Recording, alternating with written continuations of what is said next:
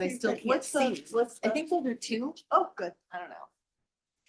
They're not gonna work. This is like Oh, microscopic. I did ask for a that's digital better. copy so I could like blow it up on my phone. this It is a better. little bit. I can read some of it.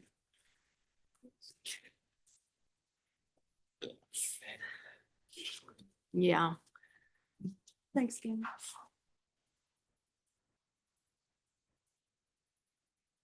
There's still a D.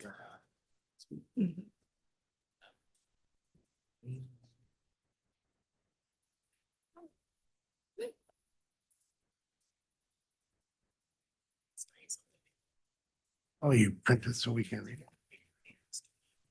Bigger than the last one. The one that you put on the screen was It's tiny. brutal.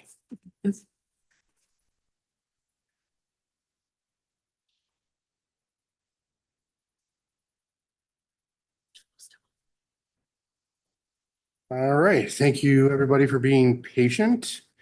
Just wanted to let everybody know that we call our meeting to order at 6:04, had the Pledge of Allegiance and roll call, and then we adjourned into executive session at 6:06. And we adjourned executive session at 6:55, and action was taken during the session.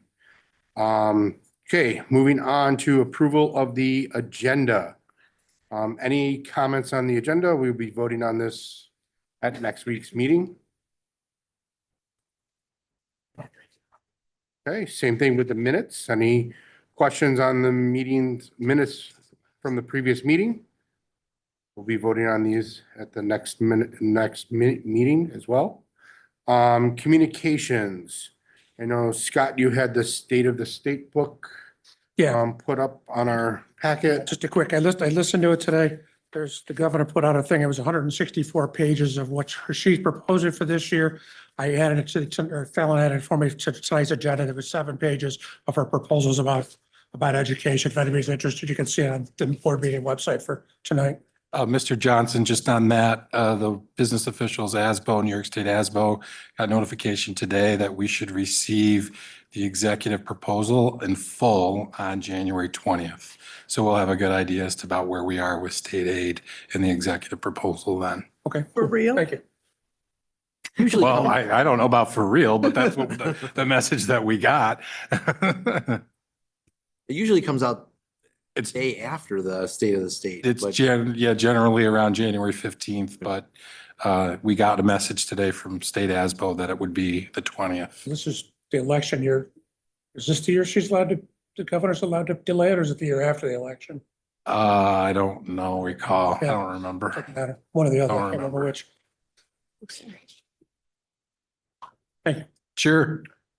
Okay, any other communications? I did receive something walking through Wegmans. A parent stopped me to say how excited they were that our proposal passed. And they were excited. Their kids were in younger grades and they're gonna kind of see all that progress and their kids will bear some fruit from that. Excited that that passed. And again, thank you to our community Yeah. for supporting it. There's one other thing, and I don't know where else this is gonna fit, so I think I should probably just do it now. As we were talking about before, our PTA president at Glendale, Jamie Mancine, will be stepping down. She did get a job somewhere else, so the family will be relocating. The Glendale community, I know, is heartbroken right now. Jamie has done so much for that community, for the staff, for the kids. I'm gonna cry if I keep talking, so I'm gonna stop. But if she is listening tonight, just thank you so much for your advocacy, for your support, and the magic that you have brought to our families. So. You're here. Yes. Anything else? All right, moving on, unfinished business, we have none. So that leads us to the superintendent's report. Thank you, Dr. Mr. Sinestri. Thank you, Mr. Bellanti. I'll put it up on the screen. Or maybe I won't. I'm just waiting on the number.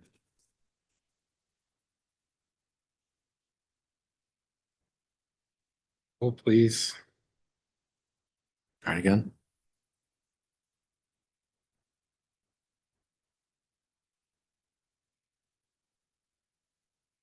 It's not even appearing on my list. Got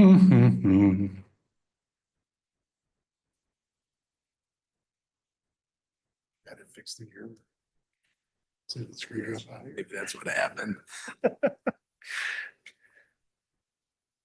Refresh. Want me to see if I can put it up? I won't, Yeah. can't even get the,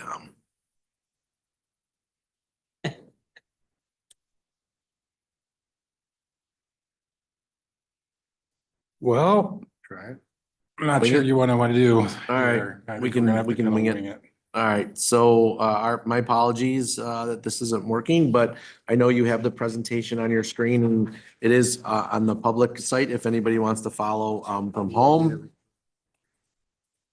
You I mean, I can, got Virgil's Apple TV? You try. I don't know if it'll go out. Oh, wait a minute, hold on, I got it. No, still not coming up.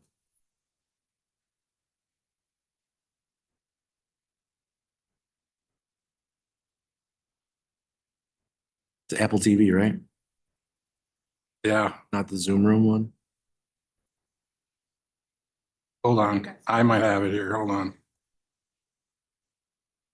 Oh,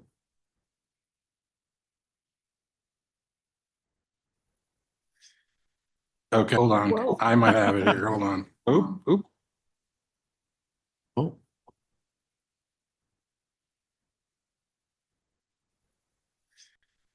Okay, hold on.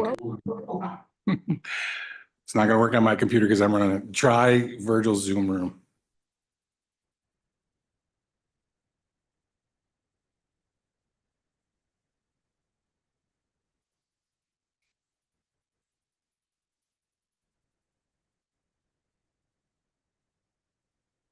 there we go. Hey. All right. Technology, it's a wonderful thing.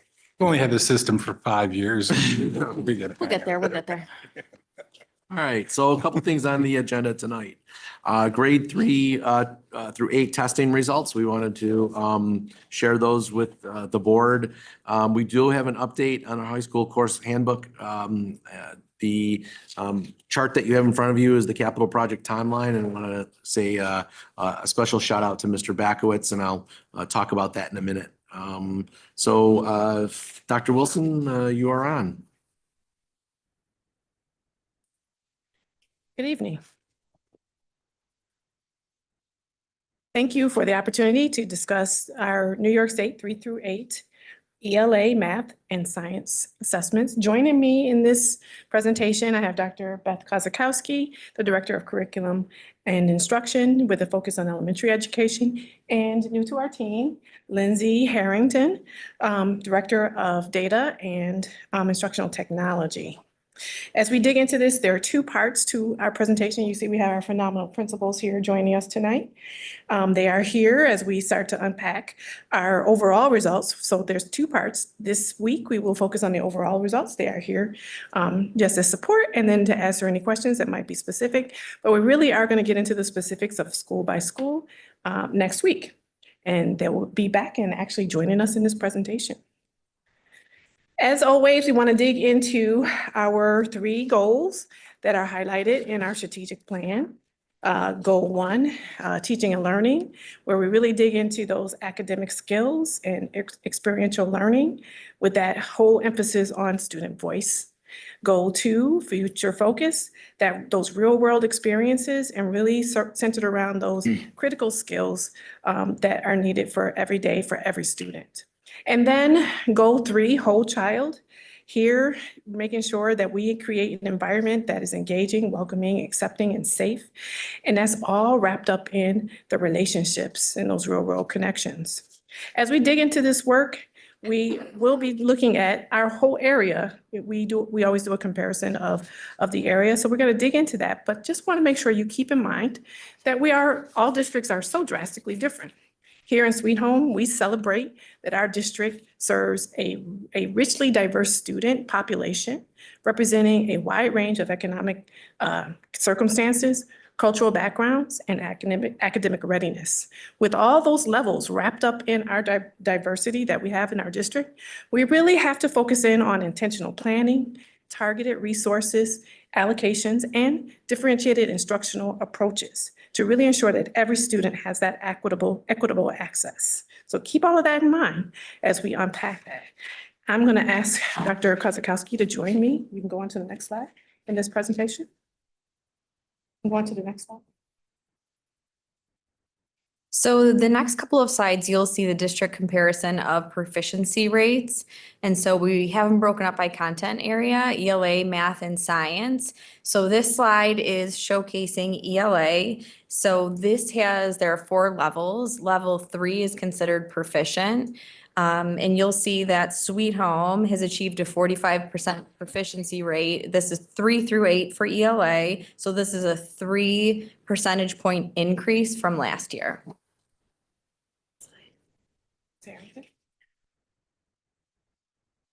Moving on, looking at, again, the 3 through 8 math scores, we were at 49% proficient. And looking at the comparison differences, this is also true in both math and ELA. If you kind of look those comparison schools, they're very close. So there's really not that large of like a significant statistical difference in some of those. But we are at 49% proficient. That is the same that we were at last year. But I believe that we did also have a new curriculum rollout as well. So that does speak volumes that even with the new curriculum rollout in math, we were able to maintain and not see any sort of implementation dip. So in science, it's different from 3 through 8. It's only 2 grade levels. It's 5th grade and 8th grade. This is a relatively new assessment. We're only 2 years in. And this is that shift to the next generation learning standards. You've been hearing us talk about that a ton here at board meetings because our high school is in the middle of that transition. The elementary schools went through this first, and then the middle school, and now we're at the high school in that transition. So as you can see, we're at 51%, and that is an increase, and we'll unpack the increase by level in the next coming slides. So you're going to see 3 graphs that are outlining the proficiency level breakdown by content area. The first graph illustrates ELA, so you'll see the comparison of 2024 to 2025. So across the district in ELA, we have the proficiency rate of 45%, but things that you will want to note is the decrease in students scoring a level 1 and an increase in the level 3 and the level 4 scores for ELA. The second graph is outlining the 3 through 8 math. And so it shows a 49% proficiency rate. So that's staying consistent from 2024 to 2025. And you'll also see a decrease in level 1 scores and an increase in levels 2 and 3. One thing to keep in mind when you're looking at ELA and math is that over the last couple of years, we've had some major changes. We've implemented across the board computer-based testing, and now I feel like we're pros. Right? They all smile at that. We have also implemented new math curriculum. We did a curriculum review and implemented math over it was a phased approach, so we did it over a couple of years. And so with those big changes, usually you see those kind of big changes come with dips, and we have remained consistent. So that says a lot about the work that is going on in our schools. You can go on to the next slide. So here we have science. Remember, this is grades 5 and 8. As you see here, we had a 6-point increase in science across the board, and a shift again that was noted, a reduction in level 1s, resulting in an increase at the higher levels, 3 and 4. So every time you look at scores, when you're looking at the levels, you really want to make sure that you're shifting students from level to level. So moving students out of level 1, going into level 2, and then level 2 going to 3, and 3 going to 4 is the transition you want to see when you're looking at growth. We always have that question about tested, not tested, and so we're going to unpack some of that for you. So on the screen right now, you have the percent not tested in ELA, and we are at a 14%. That is a drop of 4%. Last year, there was an 18% not tested. So we did increase the number of students that are taking the test, that are participating in that, which is then great, because then we're able to get more accurate information on how the students are doing. On the next slide, has the math not tested. We are again at a 14% of a not tested, which again is a decrease by 3%. Last year, it was 17%. And a part to note is math is always given after the ELA. So sometimes you can see more students are not participating in the math than ELA just because they took it, and then maybe they're just go home and say something to their parents. But we are at 14%. So again, we are continuing to get more and more of the students to participate in taking those assessments. So as always, we want to talk about what are we doing to focus in on continuous growth, right? Across the board, those are our results, but then what do we do with that? How do we continue to grow? Much of this is a continuous effort, what we've been focused on through our strategic plan over the last 3 years. And so we've had a major emphasis on MTSS, multi-tier systems of support. This is an intense focus on intervention and consistency across the district. We work very closely with the University of Niagara expert in the area. She works very closely. She has been working very closely with us the last couple of years. We focused in on a universal screener, identifying what the best one for our district, and then looking at progress monitoring and using that, but then also identifying interventions that support as many students as possible. With such diverse needs, we really have to think about the multiple ways we support all of our students. And so MTSS remains at the center of that work. We use that information also to inform instruction daily. Continuous review of data. We have behavior, attendance, and academic data. We have data teams that are alive and well in each of our schools. Sitting in on the team, you're amazed at what the unpacking of information they do on every single student, wrapping around everything that is needed. Because of the MTSS work, this has springboarded into supporting that even more. We've identified the BEST, which is the behavioral and emotional screening system that we use for social emotional support. And that is helping us catch students who are right on the cusp of needing more before they need more.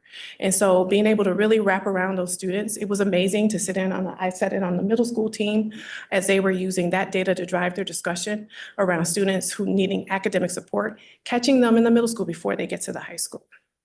And so right now that is up and running. It's a phased in approach similar to what we did with math. Right now we have it up and running at 3rd grade across the elementary schools, 3rd and 4th grade at Glendale, at the middle school, 6th through 8th, at Ready, and then the conversation to implement it at 9th grade at the high school. Those are the things that wrap around all of the data points and help us really hone in on all the interventions that we need to support our students at all levels.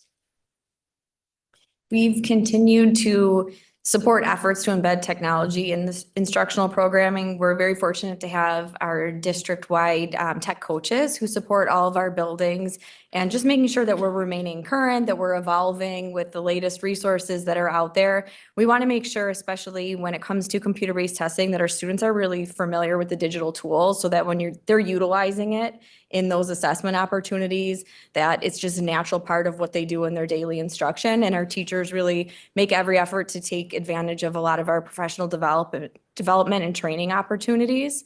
We also have many collaboration touch points throughout the year to share strategies and supports. So Leader in Me, as you know, we're very fortunate to have our lighthouse schools and our principals have put forth a lot of effort to make things grow. Middle school is really taking it on and evolving it in a really great way. So we've had opportunities to share with our lighthouse teams and coordinators to say, what's working, how can we grow, how can we learn from each other.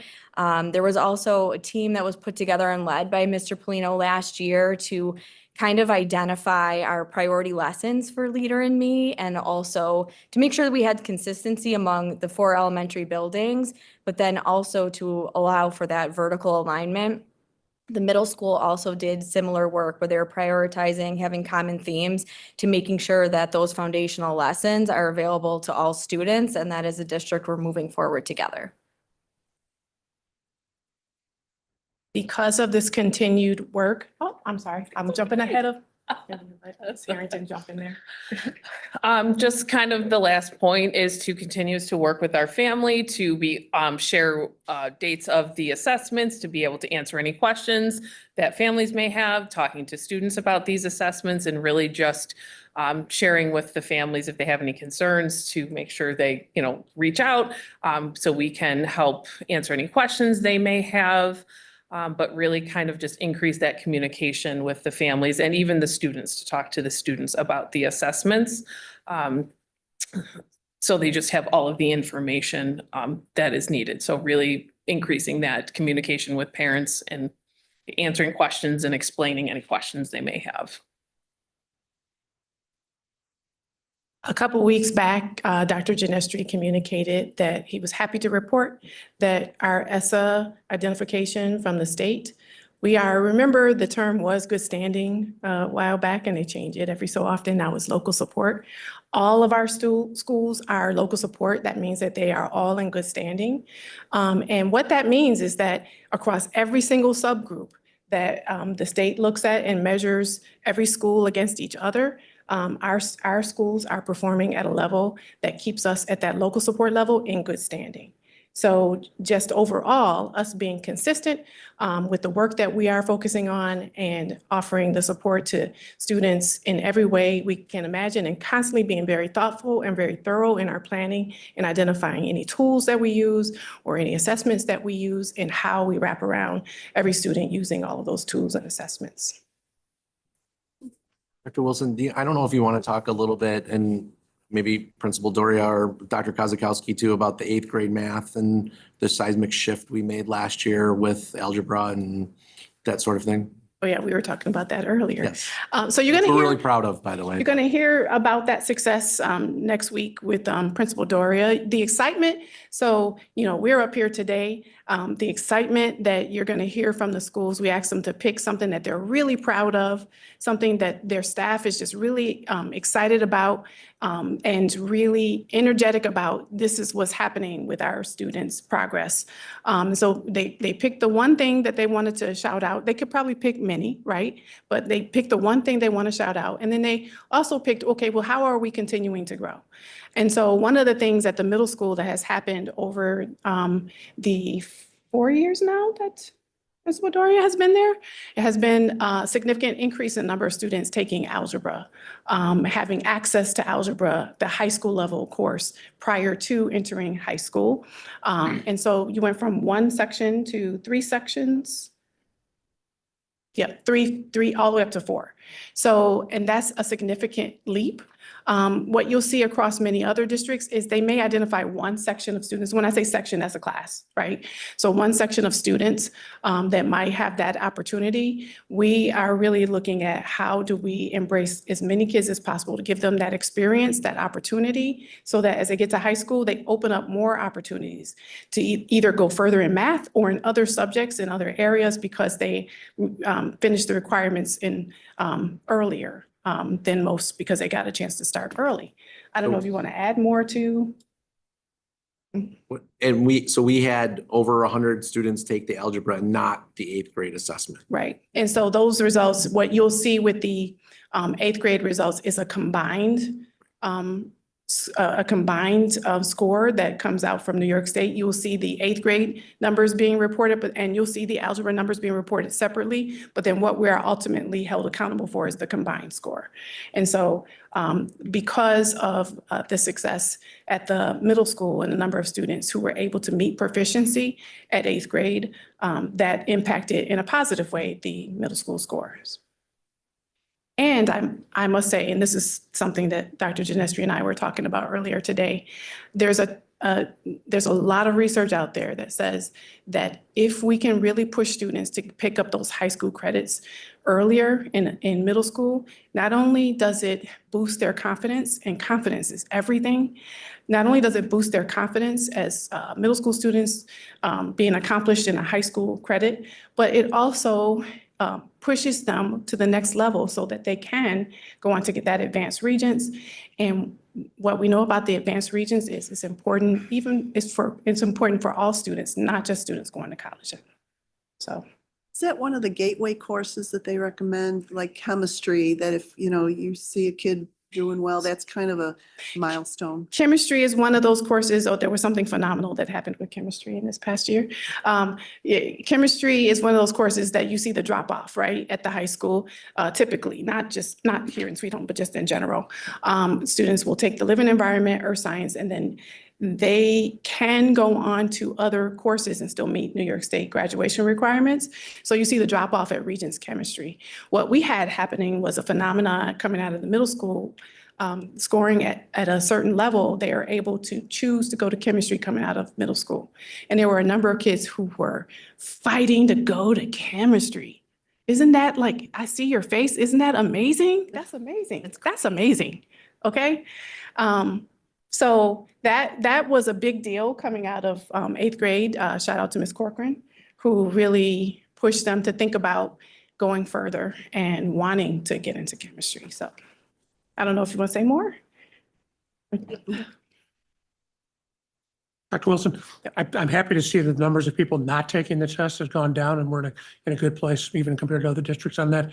Is there something in that data that we can learn from it? Is there any consistency in the type of kids, or is it the parents, or is kids afraid of taking tests? Do we know anything about it that we might be able to improve on that number even more? Anything from the parents who choose to still refuse? Is that what you're asking? Yeah. Is that, you know, I don't know if the principals want to say anything about what they know from families, but that's something that we can spend more time unpacking, talking, maybe more of a survey that we could give as a district to gain more, Mr. Polino?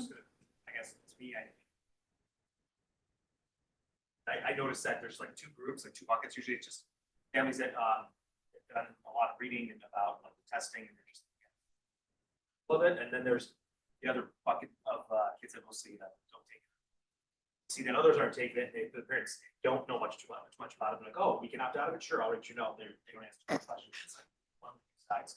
Okay, so there's probably not a whole lot we can do about that group to get them. I think one of the other challenges is just the amount of how quickly the families get that reporting and those scores back. So typically the kids take them in, say, April or May. And then unfortunately, the families don't receive that reporting until it's not data that they like tangible or they can see for the end of the year. It's like, why am I waiting to get information on assessment performance 6 months after my kids are? I think if New York State did a better job giving that feedback and that information to families sooner, it might advise more families. And to piggyback on that, it would help us as educators. We don't get it till into the summer, and by then we have to have placements done. And so it's not at a place where we can use it at the highest level. Thank you. I have a question. Is any of this data reflective of including the New York State alternate assessment, or is that a separate bucket that all of that goes? That is a separate, Okay, so that the refusals are not part of No, that they are assessment, not. because that's a whole other yes, that's can completely of worms separate. I'm not going to open tonight, because I don't feel mean. But while we're talking about doing awesome things and test scores and success and all of that, I think we should acknowledge Maplemere for being on the US News and World Report great elementary schools list again this year. So just wanted to say Shout out that. to Maplemere. And we're going to hear about their fabulousness in the next week also, but I'm yes, sure. shout out to Maplemere. I was wondering, I noticed on the not tested, I mean, Williamsville is really out there. It's where all the other schools are similar. So is there something that there's with parents are like a group of parents that just do not want to have their They kids have take? long, So strong you point out something that if you look at the results around the performance piece and Well, that's ho- the other piece. I was like, you they know, have the 30% highest is performance, not but they have reporting. by far the highest amount of opt-outs. I can't speak on Williamsville. I could just look at the numbers, just like, you know, you making that same connection, but The levels 1 through 4, I assume that's not connected to the report cards, right? You know, because No, in the those report numbers are- cards, you have 1 through 4. yes. Just a coincidence that they're, They are not completely the same as when you talk about New York State. New York State uses a special algorithm to, it's the gap in time that it takes to get it from the spring to the time we get it. There's all this work that they do on developing. Each question has a level of rigor that comes along with it that ties into how it gets scored. And all of those different things add a level of complexity that makes it very challenging to even predict what those scores could be going into the scores because of the algorithm, the level of difficulty that gets applied to each question and so on. They change the cut points every year, don't they? And that ties into the cut points. Excellent question. And we might hear about this next week, but as we look at levels 1 and 2 and 3 and 4, did you dive deeper to see our subgroups and what's happening with our poverty kids and our, English as new language kids and that kind of thing? And where, I don't know if we'll hear about it next week. So when we initially get the report that the scores are available, we get to go in and pull that and we get to start looking at subgroups, how kids are performing. That's what is used to develop that ESSA rating that I talked about earlier, that local support or good standing category, all of those subgroups, all of that information gets pulled into that measurement. And so the principals get they get the listing of all the students that tested. And then from there, there's a wave of reports that come. So that's the first wave, just what's the percentage of 3s, 4s, 1s, 2s, right?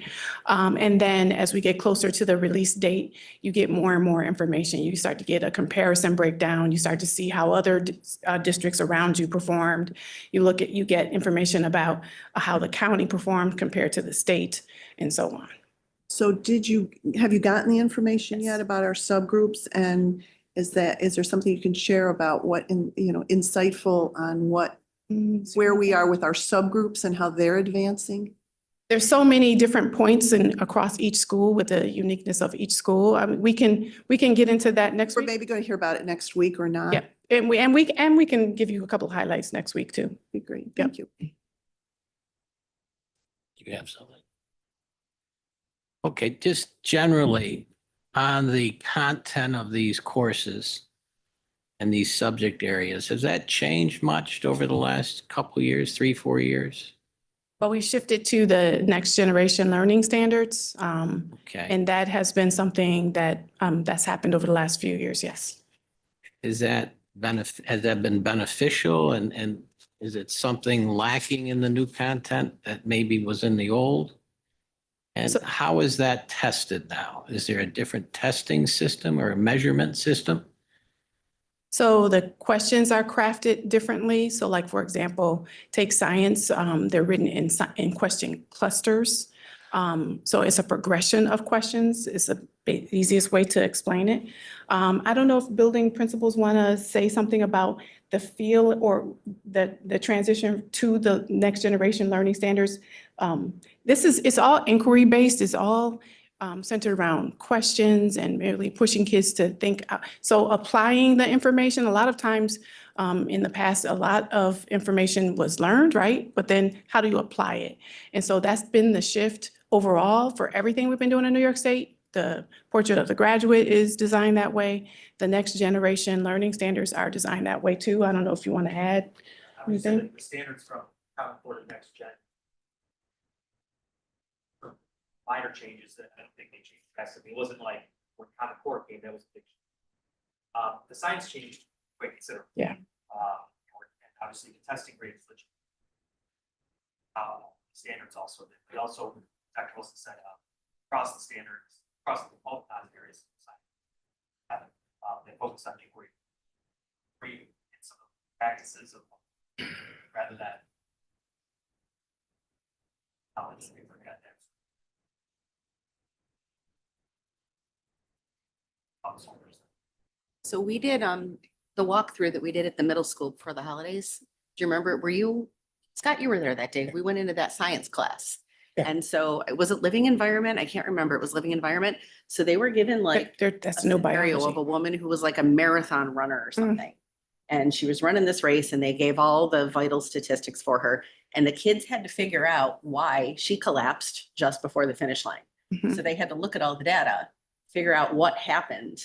And it was like an episode of Dateline. It was cool just to see the kids Yeah. like all sort of, well, not in that way, but like working together to try to solve what was going on. So they were taking that base knowledge that they already had and then applying it. So that's what that looks like. That's And really that's where one I of was our big going. units, the marathon runner. Yeah. Yeah. That's kind of where I was going. You think the base knowledge is still there. Now you're adding the ability Do to with it. think with that knowledge. Right. And how do you measure that? And is the testing valid? Is the testing or the assessments really showing the understanding, or is it looking for some other measurement of understanding? That's a tough question, I guess, but. Yeah, so definitely we feel like it's a challenge. Yeah, so take, for example, the science clusters, the progression becomes, it's challenging for students, but the more we have the opportunity to build that, and you, like, that was a great example at the middle school, sixth grade, you'll see similar things happening. They're looking at real world problems and they're looking at how they explore those. So it's more about the skills and the thinking that they used to get there. And so these assessments are centered around students being able to express that. And one more kind of add on here. You talked about multiple tiered success solutions or whatever they- Multi-tiered success, systems of success or systems So of does the support. data and the assessments loop enough so that you can start focusing and improving, you know, the overall effectiveness on our proficiency rates? Could you certain repeat the beginning of your question? I'm sorry. The multiple tiered SS, whatever the heck it stands for, is designated to apply certain additional support for students that may be falling behind. Mhm. Does the system and the assessments allow for that to kind of loop back into designating, so that you can improve on the overall efficiencies or the assessments, the proficiencies that we're getting? Yes, that is the overall focus and what we are working towards, making sure that we have identified the right interventions for every student, monitoring that, making sure they're building the skills that they need to be successful. And really, How are you Okay. looping back to that? I guess that's my question. If you're getting results at next year or in the summer, are you getting measurements during the Oh, year that says it's- we need to focus here so that, go ahead, I'm sorry. Mhm. Don't get it next year. Mhm. Like, when we come back in the fall, our first data. Fall, and we're also looking at the customers from the past spring administration. Qualified or something. It's just an added layer. Mhm. For us at the middle school.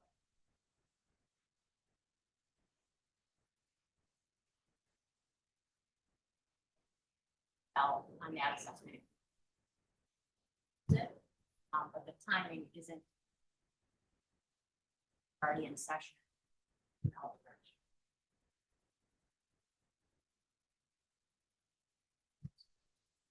Okay. When we shifted from STAR Ames platform, found is that there's more correlation to how students perform at each of those benchmarks to how they perform on the state assessment. So typically a student who is at risk or we're seeing or monitoring throughout the year, typically those are the kids that we know have fallen into the 1 or 2 ranges. That we have to provide explicit intervention and support to try to make sure that they. Well, that's the nice part about, using that universal screener 3 times a year. Is that gives a really diagnostic idea of where the student needs more, and then how we can support. Very nice. Thank you. And they all have data teams that do this work continuously. And they're pulling in that data, they're pulling in the social emotional, the screener that we've identified there to wrap around. And so there's lots of moving parts, Our building principals do a phenomenal job working closely with their data teams. If you ever get a chance to sit in on one of their teams, it's really a wonderful sight to see. And the plans that they put in place for students, we see come into life right in the classroom. Thank you. I have another question. Most of the proficiency numbers are falling in the mid to high 40s Mhm. for Sweet Home and a lot of the other districts. In your opinion, I like your opinion about this is how much do you think we can actually, like the district, move the needle versus the student moving the needle? Meaning that, you know, if we change the curriculum, are there methods or means by which you have seen in the past that districts, you know, in other areas, you know, meaning other districts or subject matter, Mhm. actually like, wow, they've done something to move the needle. And then what does move the needle mean? Like it's going from 45 to 50, like that's like pushing a boulder uphill. That's just not a reasonable target for us as a board to say, we want to try to have that as a something we would work towards in the next 2 or 3 years, or, you know, is this something that you really don't want to set a target for because it's not meant for that? Because to me, part of what I'm thinking of as a board member is like, well, how can we use this to to improve learning? Like, you know, figure out the gaps? Mhm. Or is it just like, okay, it's interesting information, but, you know, I think some of the questions are really like, what do we do with it? And can we actually use it to, you know, improve on the numbers? So you asking my opinion and through experience. I believe we are doing the right things. And that is moving in a direction where we offer consistency. Not only does that offer equity across our schools, all students have access to grade level material and higher, and they have access to all the resources that we have in every single school.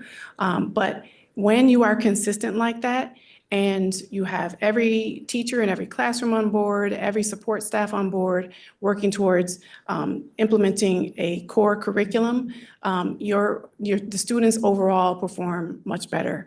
And you will see those increases of 3 to 5 percentage points that will come out of that. That's the work that our leaders are engaging in right now.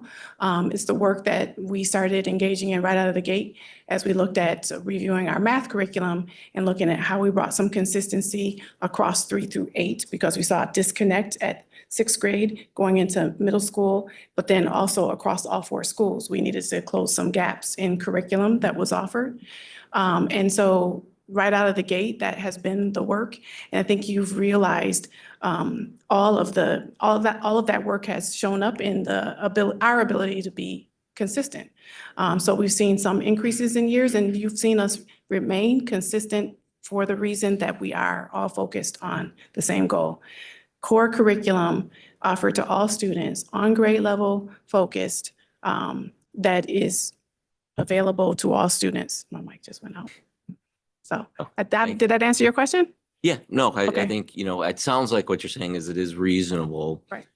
That we can feel that the needle can be moved Right. a couple Yes. percentage points or whatnot. And so I think it's a reasonable expectation for the board to look at these and say, you know, maybe not 1 year to the next, but over time, if we're doing the right things, we may see, you know, those numbers go up. And knowing that there's other factors economically, socially, you know, there's a lot of moving pieces, but Capacity to roll out new curriculum, different. So those are all the items that we've always considered as we look at what we're rolling out across the entire district.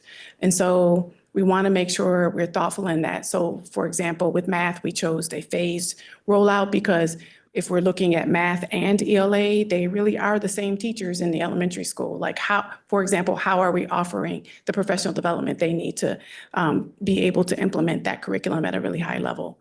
And so taking all those things into consideration, you have many things that come into the picture.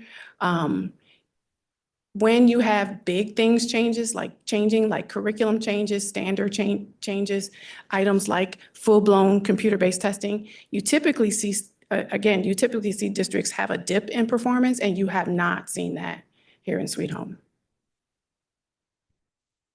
So a couple more questions. So as we progress, do you see us change, because of the information you got, is there going to be any change in our strategic plan as we move forward? Because we know that's a fluid plan. Yes, that's a great question. Our big goals, our big overarching goals, we see is staying very consistent with.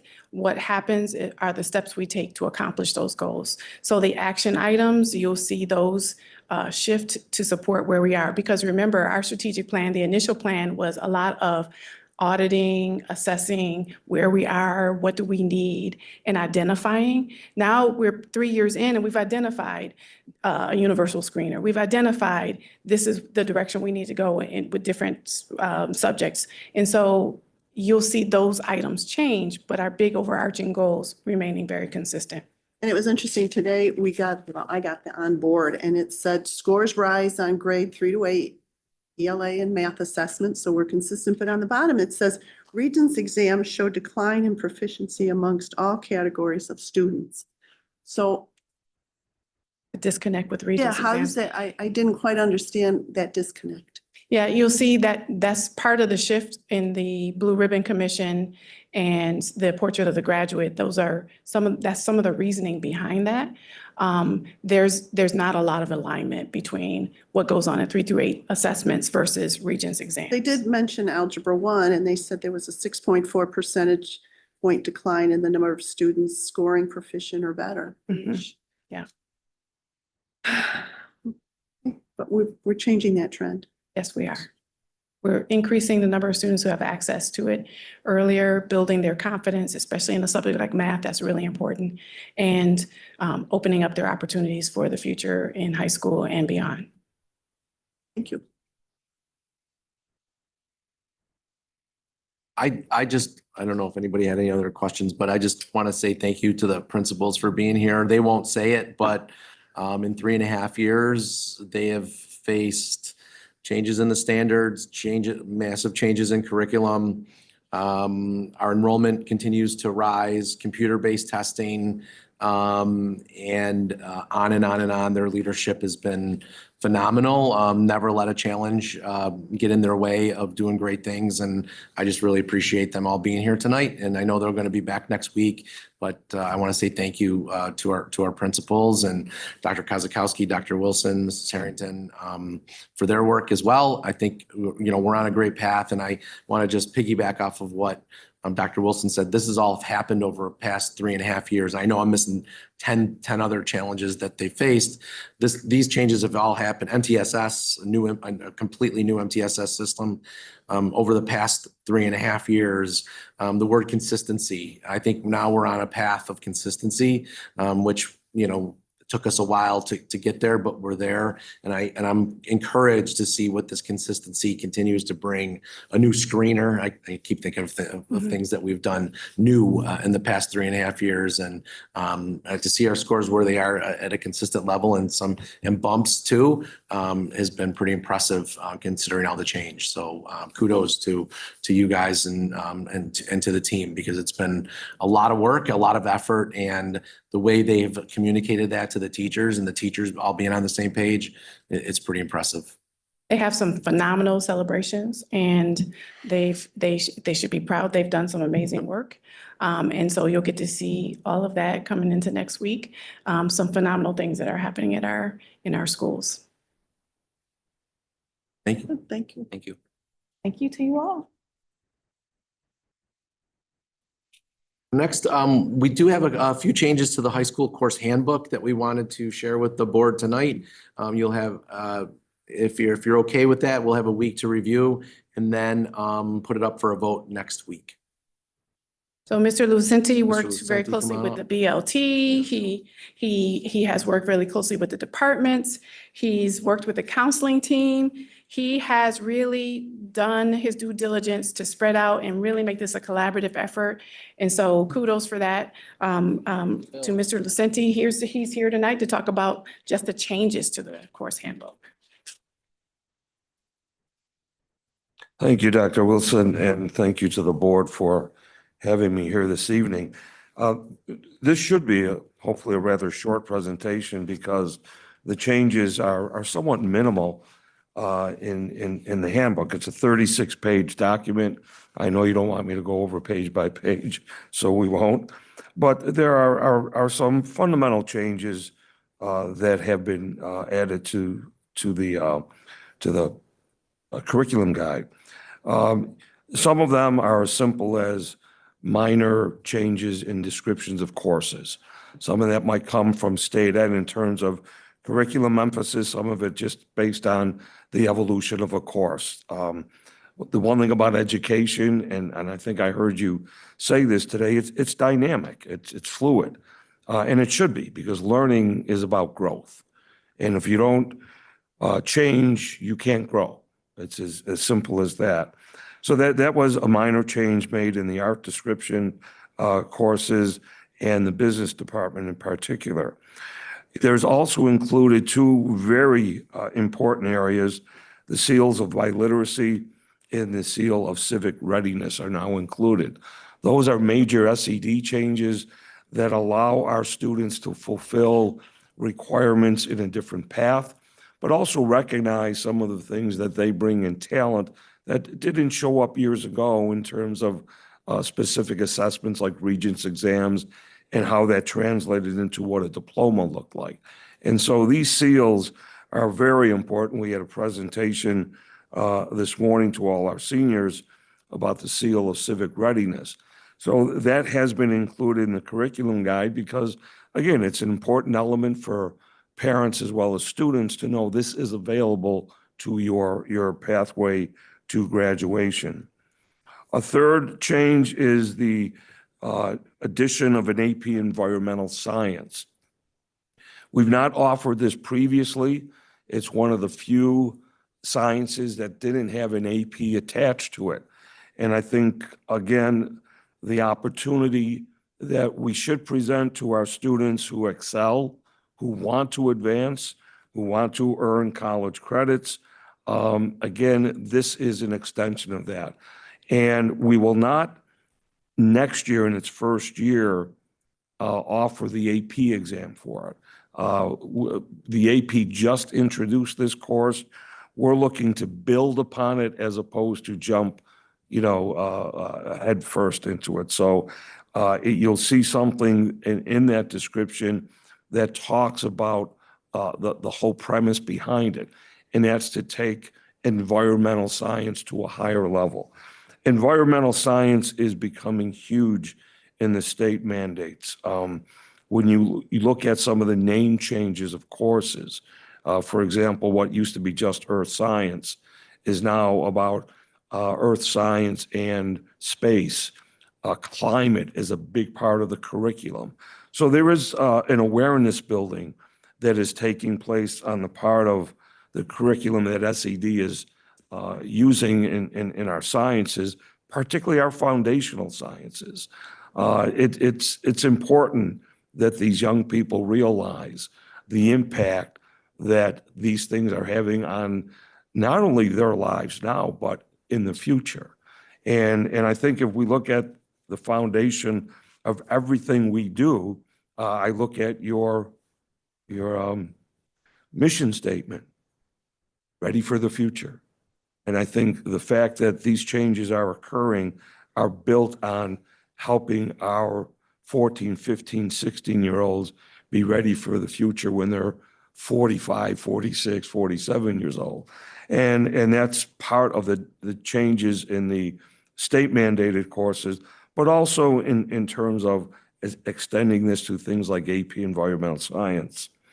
The fourth change is just simply the requirements for BOCES acceptance. one of the things that I've learned over time is that, and this is common sense, not everyone is an academic. We know not everyone should go to college. The skilled trades are something that we need to push more and more for a number of reasons. A lot of our students are skilled at that. They love working with their hands. They love things that are mechanical. Their brains are wired that way. And it's sad when we don't give them that opportunity. And yet, at the same token, we still have to get through a lot of the cores. And one of the things that worked wonders in my school at Akron, from which I retired, was the idea that you offered a bridge after sophomore year. And that bridge was for students who weren't strong academically, but it dangled a carrot for them. And that carrot was, in order to go to BOCES for a program, you had to have 8 credits in the 4 cores, English, Math, Social Studies, and Science. Because those are the things that typically, if they fail and don't earn credit, that's the gateway to dropping out. And so the importance of those courses, and there were a lot of interventions that were done to help those students, but nothing helps a person more than self-motivation. And when you can sit down with a sophomore and explain that next year they hate coming to school, but next year as a junior, you can go to a program and do something for a half a day that you absolutely love, automotive, technology, criminal justice, whatever it might be.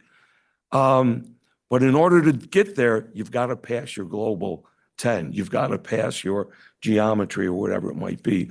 That was probably the single biggest motivational factor I saw in the success of students at Akron.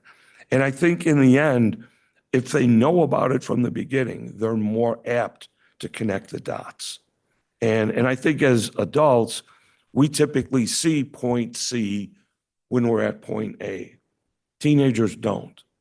And I think the more we can help them see that connection, the better. That's the changes in the BOCES acceptance. We've changed some of the wording in some of the AP descriptions.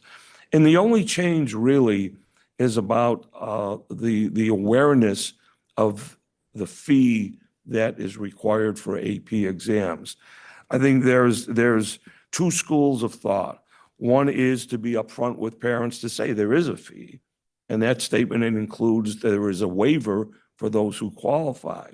But there's also a school of thought that says, we don't want to deter students from taking an AP course because there's a fee that they automatically perceive they can't afford.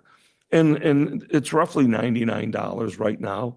But if you're taking 3 APs, which some students are, you're talking about $300 in exam fees for that. So what we've done is we've condensed, instead of it being under every AP course description, we've condensed it simply into a prefacing statement. Now, the one thing that I will share with you, and it's not exclusive to Sweet Home, parents don't always read things. You heard that in our meeting prior to this. Why should I read this? Well, it's like anything else. Ignorance of the law is no excuse. So sometimes I think we could put neon signs up and people still wouldn't read it. But I think what's important, and I'll be very emphatic about this, what many people don't understand is a master's schedule is based on numbers. Those numbers come from course selections. So the process of a course selection, which is really the whole purpose of this curriculum handbook, is that students and parents make informed decisions on what courses they're going to take the following year. But it doesn't stop there. The current teacher of let's say, that subject, the receiving teacher of the course they're going to take next year, the counselor, the data, attendance, previous scores from grades, from assessments, all play a huge part in that equation of what is the best course for this student to be placed in. One of the things we've changed is that final decision on anything involving a course placement is the high school principal. You have to have a central figure, if you would, a central clearinghouse. And a good principal should be informed from all those other people of why this is the best course for that student to take. But if you don't have one person, then you have too many cooks in the kitchen. There become inconsistencies, or worse, parents just think that whenever they want, come November, I don't want my kid in this course anymore. And the problem with that is, and it should concern you as a board, I said that master schedules are built on numbers. If I have 15 students sign up in the spring for an AP chemistry class, and we don't do a good job of placement, and we don't do a good job of advertising to parents the deadline for dropping this, how do I justify drops that take a 15-person class to 8 kids, and we're paying a teacher a 20% of their salary for 8 students? And I think that's something I ask you to consider greatly in trusting my successor and the system, because it's not willy-nilly that we say no. It is, we want this to be thought through. I often use with students and parents college, that the whole concept behind college is your own independence and your own responsibility. You drop a course in college, depending when you drop it, you might end up not only with a percentage of your tuition still being taken from you, but you'll get a drop fail. There is a consequence for you saying, I changed my mind. Now, it doesn't mean there aren't good reasons to drop a course. But one of those reasons shouldn't simply be, it's too hard for me. I never thought of that before. And it's no different than making a big purchase when you're a grown-up. Do your homework, do your research, make sure that what you're buying fits your needs and that you can afford it. And it's the same thing when it comes particularly to more advanced courses, APs, honors, and the like. I think a lot of people are under the impression that it's the label of the course that makes it. And I will tell you, a 72 in an AP is not worth as much as an 85 in a regular course. And college admissions committees know this. So there is that kind of balance that you need. And so we've updated that language for the purpose, and I think it's important that my successor, with your blessing on the changes here, enforces that. I am looking for a new process when it comes to drop-in ads. Because right now, the practice is you can drop a course 10 weeks into the school year. That's an enormous amount of time in order to figure out this isn't working out right. The other part of the process is the data that we collect for something like that. And that data should not simply be mom or dad says I want them out, or the student says I want out, or even the teacher says they could be out. I think there's data. What's their attendance? How many times have they sought extra help? How many homeworks were not even submitted? And all the effort. Because for any student that gives it their all, and the teacher says, you know what, this kid is truly trying, it's just not working. Absolutely. Absolutely, we should not penalize that student. But for the student who just simply says, I changed my mind, I don't want this anymore, whatever, I think we're doing them a disservice by simply saying, okay. So those are some of the things that we're proposing for next fall. And finally, the ECC and NU courses, we've adjusted, particularly in economics, accounting, and business law, because there have been changes coming from them. Many people don't know, but when you do in agreement with a college. Some are better than others in terms of their flexibility. It's very difficult in some cases to have a teacher approved by a college because a college doesn't want a master's in education. They want a master's, for example, in English as opposed to English education. They're very different, programs. And some are more reasonable than others. So we've adjusted some of the wording in there just to reflect the changes that have come from that. In essence, I think it's a very good document that you have. I appreciate the trust you've placed in me over these past 5 or 6 months. And I would truly recommend that you accept this, and whatever questions you might have, I'd be happy to answer. Yes. Questions? I know in the past, it's been difficult. We've struggled with those one's courses. How are we doing trying to, I don't want to say whittle down, but those have always been a scheduling nightmare for who's ever in there. How are we doing with that? Well, one of the things is it's a number of variables. I've built 38 master schedules in my career, and we call those singletons. Singletons are a nightmare. They're a nightmare for a small school more than a big school. Because big school, you have more opportunities. When I say big, I mean enrollment. But the reality is we're here to give kids opportunities. And that's why I use the numbers as an example. It's not that I don't care about those 8 students that might be in an AP Chem class. But if staffing doesn't allow, because I have chemistry classes that are overloaded, but I only have 8 in an AP, we have to balance those variables and balance those needs. I think the other thing too is being creative.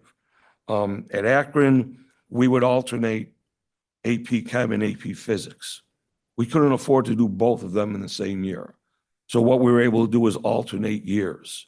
And it worked because for the student, and especially again, when you make students aware when they're coming in, and when your counselors do a good job in building a pathway to their diploma, that's where you build the plan.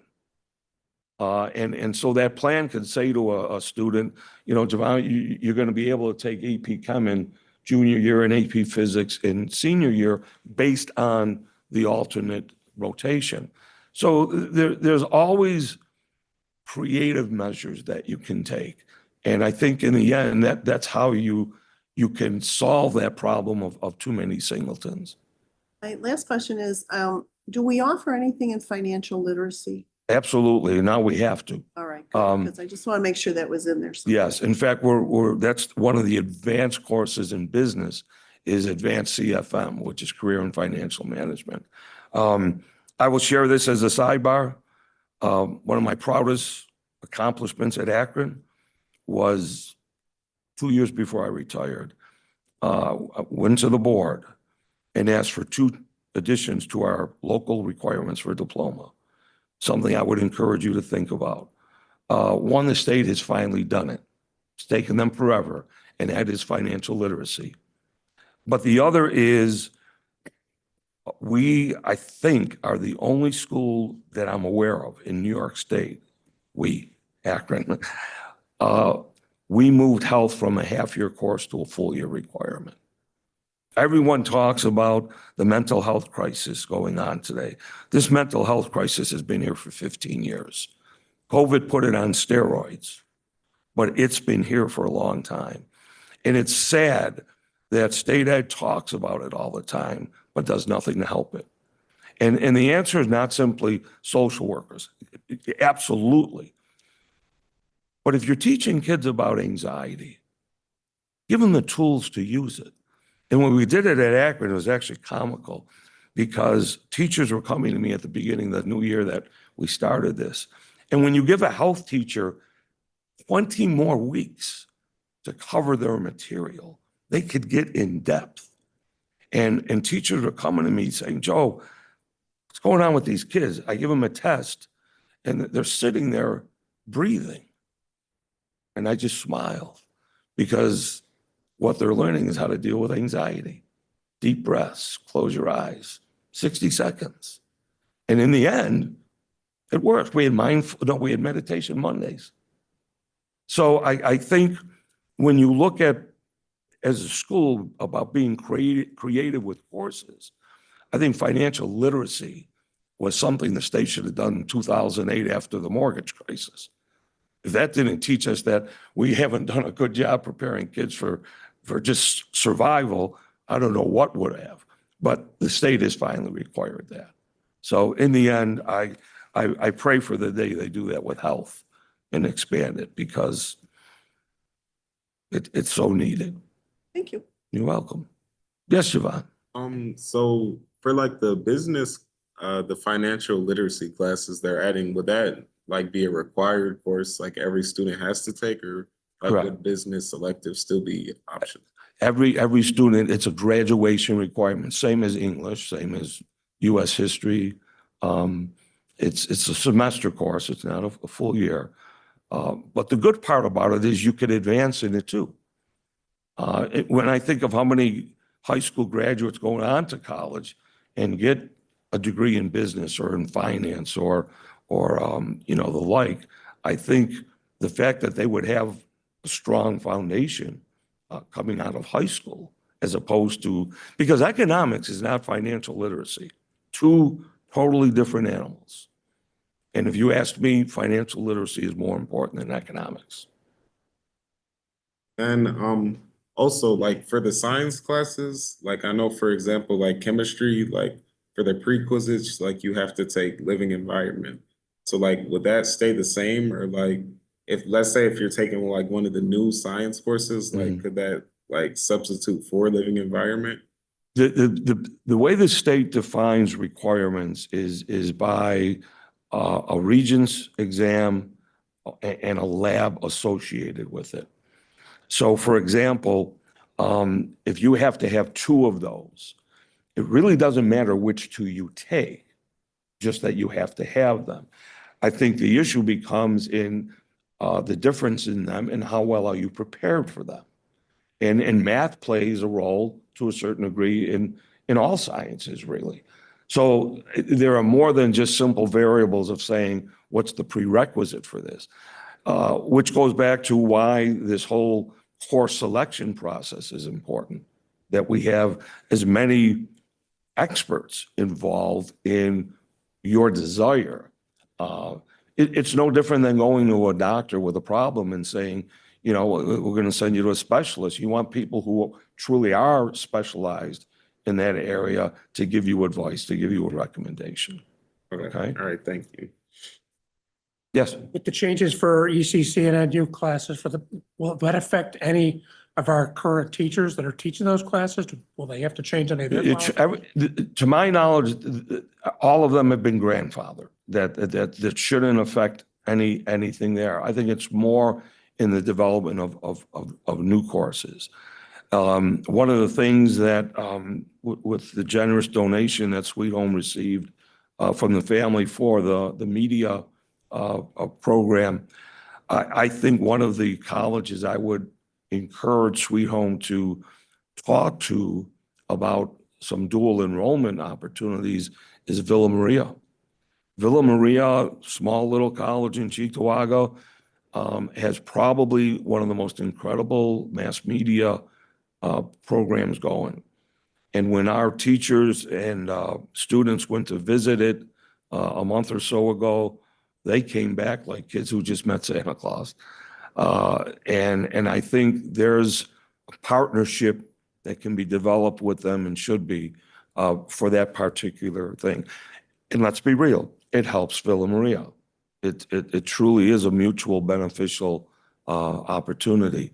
But they're doing a great job with that. And with what we're doing with this donation, I think that would fit perfectly into that. Thank you. Anything else?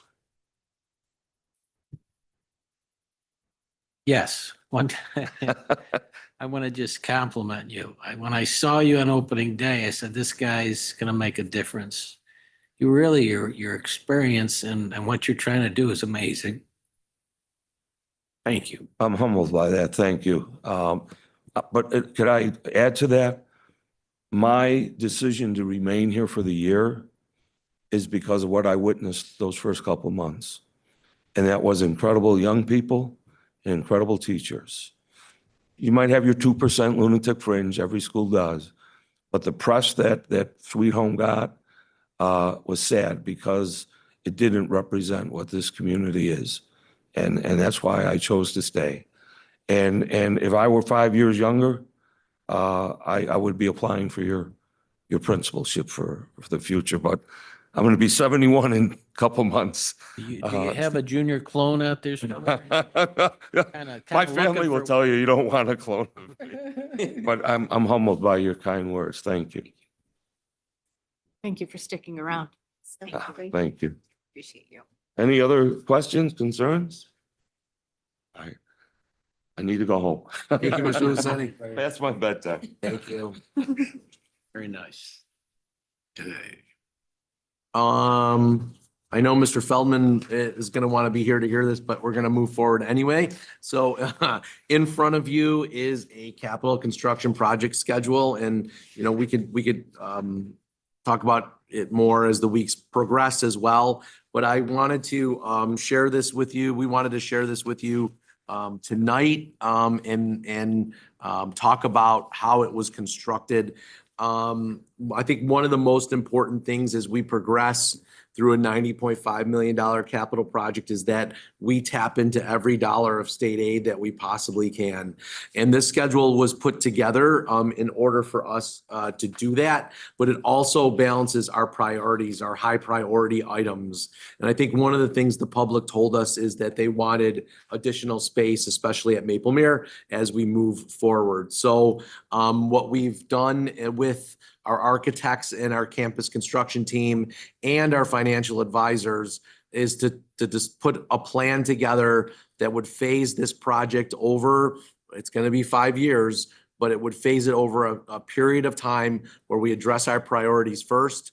And then we tap into every dollar of state aid that we possibly can. So it's broken down into really 3 phases. There is a phase 1A and a phase 1B, and it goes into phase 2 and then 3. And so you may have seen that even last week, we started user group work to build the addition at Maplemere. And right now that is our focus as we move forward. So we are very thankful for the teachers that filled out a survey prior to the user group meeting that took place on Friday at Maplemere and CIP phase 1 that includes work from Proposition 1 and Proposition 2. So that 1A is the Maplemere addition. We had our first user group meeting last week. We're on the books to schedule another one very soon. We had a great amount of input from our teachers, our administrator, Mr. Ryan, and the group in regards to Maplemere. After we finish user group meetings, which we have, I think, 1 or 2 more scheduled, by March, we want to really start the design and the construction documents that's going to be built for state ed. So you'll see that in green there. That will go through next September. And then hopefully by the end of September of 2026, we are sending the documents to state ed for their review and their approval. That will take approximately 6 to 8 months according to this document, but that's a fluid. So what you see in red, that's right as of right now. That could change over time. And then in the yellow piece, you would see bid documents happening in February of 2027, where we would start to collect bids. We would do our submittals in February and March, and hopefully by April of 2027, have a shovel in the ground for construction over at Maplemere. Right now, we're slated to try and get the addition completed by September 1st of 2028. So our students there would have that space to occupy. In phase 1B, we have included work with BCS items as well as work at the bus garage and the high school baseball and softball fields. And so we had an athletic council meeting tonight. In March, we're going to have another one where Young and Wright will come in, and with your blessing, we'd like to use the athletic council as the user group for the high school fields. They helped put those ideas together, and we think it's only right that they also be the user group for that phase of work. We're going to get a survey in their hands before the March meeting. And then at the March meeting, we'll have Young and Wright in.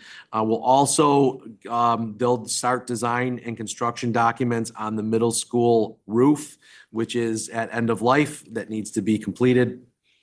And then we move into the electrification of the bus garage to support charging stations and electrical service to the bus garage for that work. And then again, the high school baseball and softball fields. We want to get those turfed first. And then work on our plan to pull up the existing carpet that's at the football field and the current turf baseball and softball fields. We need a baseball field and a softball field to play on while that turf is being replaced, the current turf is being replaced. So we'll get that work done. That would include the lights, the fencing, the scoreboards, the dugouts, et cetera over there. And hopefully have a shovel in the ground by June of 2027 on that work. We want to get that middle school roof done as quickly as we can. Phase 2 then would work into the additions and renovations at our remaining elementary schools. So at Willow Ridge, it would be the renovation. At Glendale and Heritage, it would be the addition and the renovation. You can see we will get user groups going in October of 2026 for those 3 buildings. The design and construction documents will take from February 27 into January of 28 SED review. And then construction would start in November, December of 2028 on those buildings. And then the final phase would be the Maplemere renovations. And we would complete the high school fields, and then we would convert Dexter Terrace into district office, and Ready Academy would move into this facility that we have here. So all the work here is covered. It would, hopefully be done by December of it will be done by December of 2032 in full completion, which we realize is quite a ways out. But with the amount of work that's got to take place, we don't want to do it all at the same time, obviously, but we're very methodical and strategic in building this plan and putting it out there. So I want to thank our architects and construction managers on putting this together. But like I said, it does touch our priority items at the beginning phases and does maximize our state aid. And I don't know if you want to add anything to that. Just a couple of quick notes, more so than anything else. It is likely that in phase 1B, when we're working on the high school fields, the baseball and softball fields, that will also include the improvements to the high school track. We're working through that now, but it looks as though that's going to kind of be how that hashes itself out.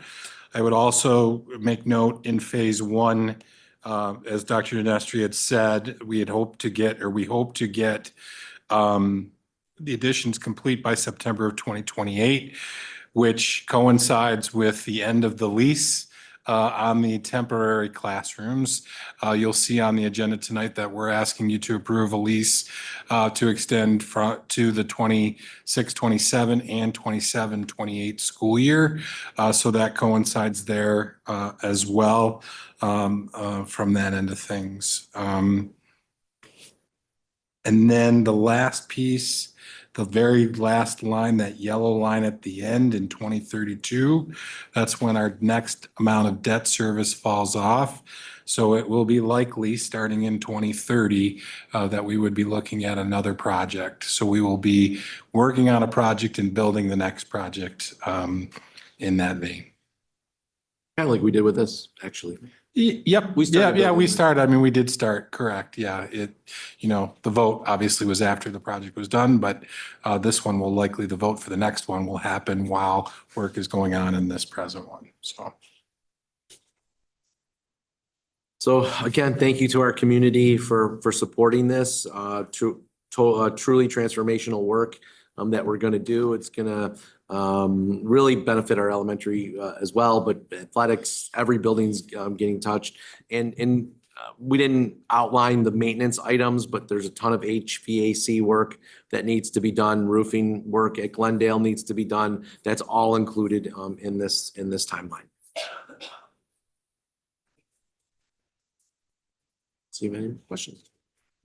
So like for construction happening like throughout the school year, like how would that affect like learning in classes? I'm glad you asked that question. So if when the additions happen, they will be in an area that will be off limits to students, and we'll have fencing on there. So when the additions are being built, we expect school to still take place, and we'll make sure it's a safe environment for our students around the project that's happening. We're still working out details when the renovations are going to take place. They're going to take place over summers. We don't know yet how long they will take place, what adjustments we may have to make. But as we get closer to, which is phase 2, I believe we said, we're going to make those plans and make sure, at least a disruption is possible. All right. Okay. Good question. Likelihood of us, because I know at one point we had talked about maybe having to transfer kids out. Yeah. Is the likelihood of that a lot lower now? A lot lower. Yeah, we're going to avoid that as much as possible. We don't want the disruption. And I think we're going to develop a plan that will. And with the learning cottages that what we'll be voting on, the extension, the state's okay with us saying that's still temporary? Yep, we just got approval from the Department of State. I think it was Friday on the 2 variances that we need to allow us to continue to use it in a temporary fashion. We got a variance from foundation work that would otherwise have to be done if it was a permanent building. And then we got a variance on water and no running water. in the Plumbing or building. something. right? Correct. So that was the first step in the process. The next step is for the board to vote on the extension of the lease. The third step would be for the public to approve us to use general funds to pay for the lease over the next 2 years, and that'll happen in May. And once that happens, we submit for approval to SED, and we'll be good to go for another 2 years. Good, thank you. In phase 3 is the bringing Ready back here and moving district over to Dexter, correct? Yes. That's the timeline for that? Okay. Yes. Any other questions? Okay. Dr. Gentry, the bottom half of the sheet, it's not up there, but that's just our standard projects like our Capital swipe card outlays. replacements. Door projects, sign at the high school. Those are our capital, $100,000 Yep, capital. The outlay $100,000 projects. capital outlay projects.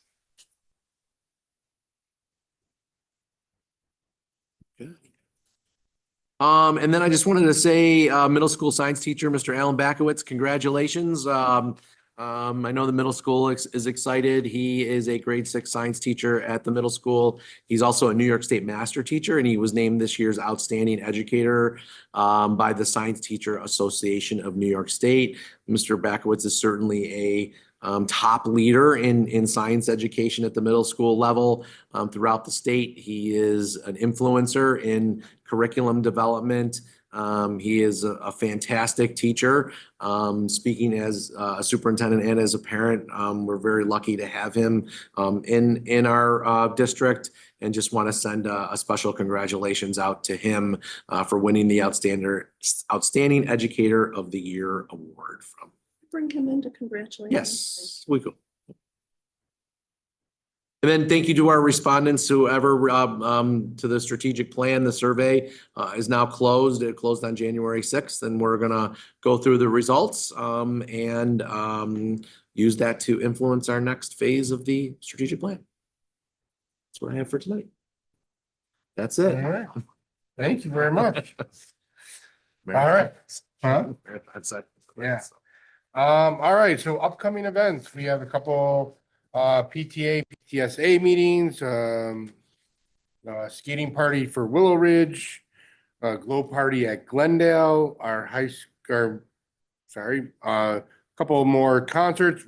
The Martin Luther King Jr. Day observance is January 19th, so there's no school that day. And at the high school, the rest of that week, the 20th to the 23rd is Regents Exam Week. And students should have gotten their schedules for that, for their exam week. Couple other things, Maple Mirrors McTeacher Night, dance at Heritage Heights, and the middle school winter activity. Another scheduling note, right? February 3rd, is the 5th. Our first February meeting, February 3rd, is also this special vote day, which will be taking place in here. That is set by Governor Hochul for our state Senate 61 seat, which we are part of. So the Board of Ed meeting won't be moved from Virgil's to. It's a room off the library where we do ENL instruction. The number is escaping my brain right now, but I will get that out. 402. 402. 402. Yeah, thank you. So, we talked to Mrs. Masaccio. She's all good, and we're gonna convert that into the boardroom, and we'll make sure that people have instructions on how to get there. Okay, so February 3rd, Yep. there will be a vote in Virgil's and the board meeting will be moved to room 402. Okay, Can I say a Thank you. couple words about that, Pete? A little bit involved with that, but that District 61 stretches across Amherst, town of Tonawanda. We can't hear you. yeah, District 61, State Senate District 61 stretches across Amherst, town of Tonawanda, city of Tonawanda, and Grand Island. And parts of North Buffalo. It's really a very big district. And again, so I'm a little involved in that. It also has early voting, so it's not just the day of the vote. It's also, and I believe that still is at the senior center. So people should pay attention and vote. It's an important seat for this area. And that is because it was vacated by our new City of Buffalo mayor. What's his name? John Ryan. Thank you. That's all. Thank you. Thank you. Sure. Okay, any questions about upcoming events? Okay, open session. Any takers on speakers? Nope. Okay. New business. We will be voting on new business next week. We have special education and class placements and preschool class placements. Sorry. Mary Ann, how are you doing on those? Yeah, I'm reading through them. I'll have them done. by Okay. next week. B is our monthly financial reports. Okay. C is disposal of obsolete property, which is some kitchen service lines from the middle school and 4 buses, diesel buses, which I believe are being traded in as part of the grant for the new electric buses that we have coming. Correct. Any questions? Okay, D is our revised policy for our first read, for policy 1410. This is our policy committee, right, Scott? Yeah. It's on the next page. I believe there are 8 to 10 of them. There's board members and nominations and elections, which is word changing, for the times, and also to include some language on the ex officio student position, which is state changes with when they have to be appointed and stuff like that. Uniform grant guidance for federal awards is wording changes, I believe. The data network and security access, same thing. School safety plans, that's DSHA's law. Yes. That is in addition to that for the sudden cardiac issues. The maximum temperature for school building and indoor facilities, that's the New York State extreme heat law that was passed last spring, I believe, that took effect September 1st. Can I just say, that with that one, we're asking the board to adopt the policy, even though we have air conditioning in all of our buildings. We're very fortunate here at Sweet Home to do that, so that while we have to put that on there, it should not it should have no impact on Okay, us. thank you. There's this cybersecurity incident responses, use of internet-enabled devices during the school day, which again is another New York State law. That is already cell phone, and electronic device policy that's already been implemented at the beginning of the year. Medication and personal care items, I believe that's on administration of them by nurses, correct, and storage. Students with life-threatening health conditions, and then concussion management. Any questions on any of those? Vast majority of this stuff was mandated changes Yeah. as we rolled through it. One I found interesting was cybersecurity incident response. They want us to report out on anything, something as simple as those phishing messages we get on a regular basis. We have to report those to Homeland Security, was it? Yes. Yes. Which I So found that those, kind of those interesting, things but- like that we get, sometimes Don, you'll send out something and say, so those all have to be reported? They all have to be Opens it. reported, yes, Yeah. yes.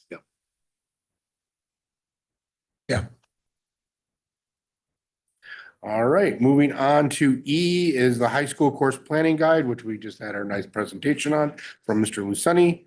The Maplemere temporary classroom lease renewal that Mr. Feldman just told us about, which would expire on 9/28, hopefully with the opening of the new constructed classrooms there.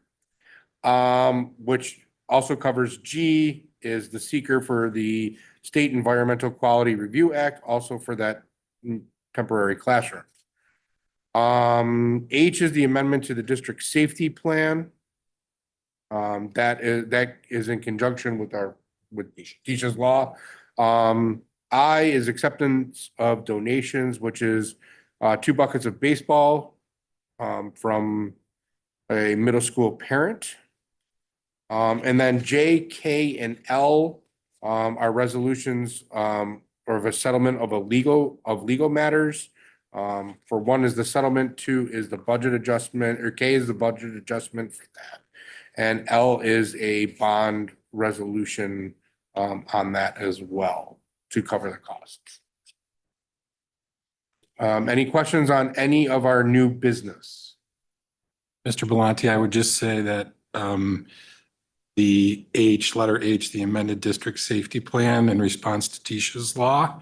When I was here last month presenting to the board, we did open it up for public comment, and we've not received any comments, just for the good of the board. Thank you very much for that update. Any other questions or comments on new business? The donation coming from a woman that's runs, does it say yes? So it's I thought it was maybe I didn't read it right, but program out of Buffalo Schools. It's a good program, I think. I just don't know much Yes. about it. So that's very nice. I just don't understand the connection, just a parent, I guess, parent of the.